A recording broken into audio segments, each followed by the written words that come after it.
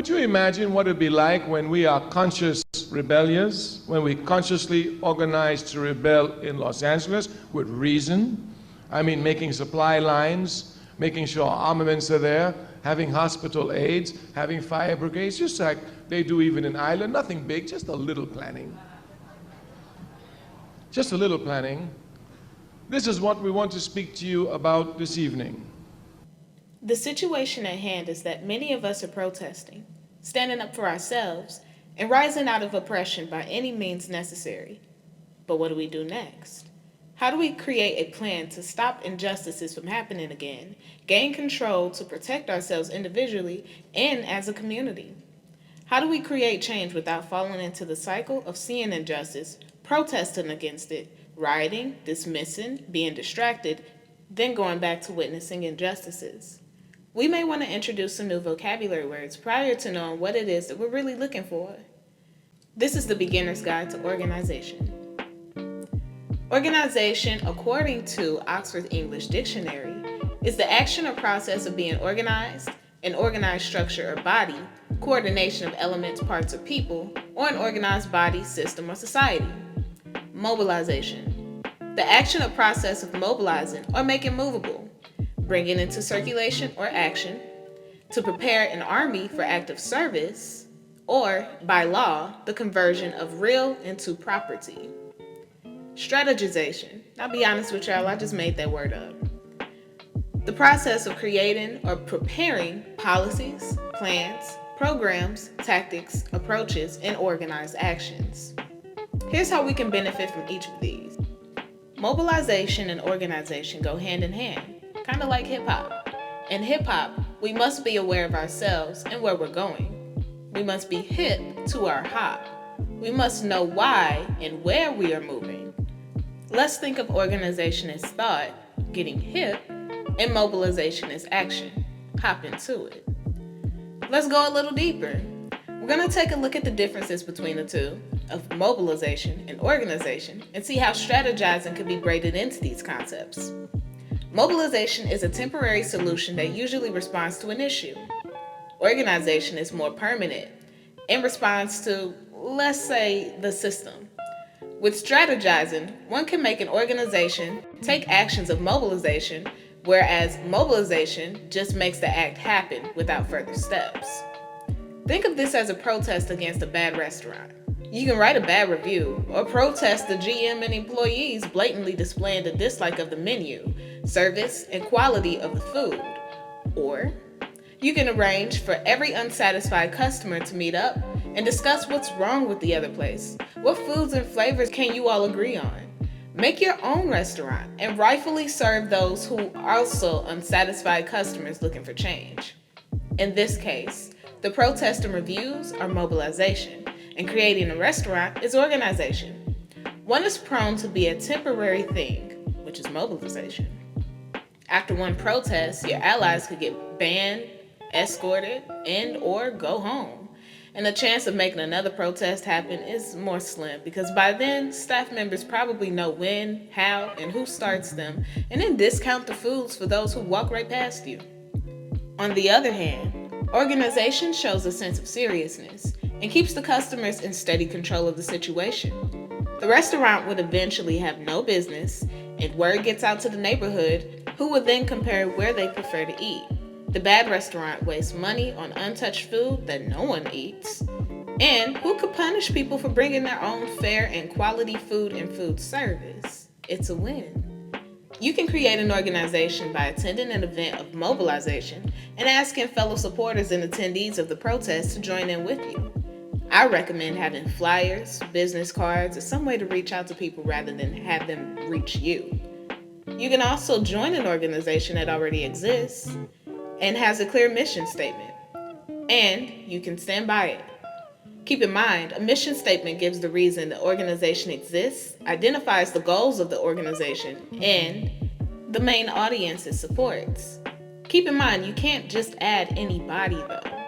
Some people may join for individual benefits and look out for nobody but themselves. Others might not be committed to taking an organization serious, let alone themselves.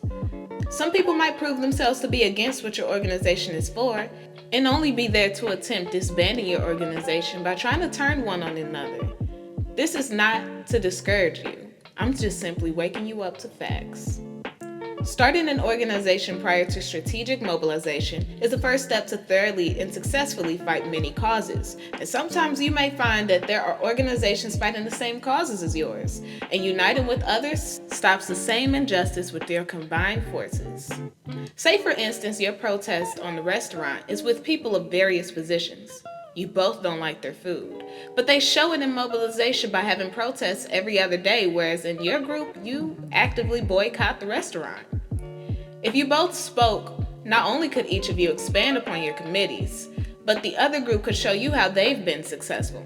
Maybe they have a mission statement of loyalty so nobody protests alone. Maybe a random person starts it off so there's nobody to blame. Maybe they make their moves at random times so the staff is off guard after thinking it's all done. To also add to this, you have more knowledge to add to your organization because the other club has been mainly mobilizing, and strategically at that. Combined, you're showing your levels of seriousness and strategy. So both mobilization and organization are implemented and your strategies expand as well, which strengthens you both. So please be inspired to think outside the quarantine box here. What you want to do is have a unifying cause and build upon it. This cause can be a mission statement, a pact, or an agreement. This unifying cause can also support, fight, or unify other things, but it must serve as the heart and soul purpose of the organization's unity. This is what brings people together. It must be agreed upon when creating the organization because without it, how do you relate, connect, or build trust? What is the agreed goal of you and your neighbor? What's the point of protesting? Next, you want to strategically add the core people in your organization.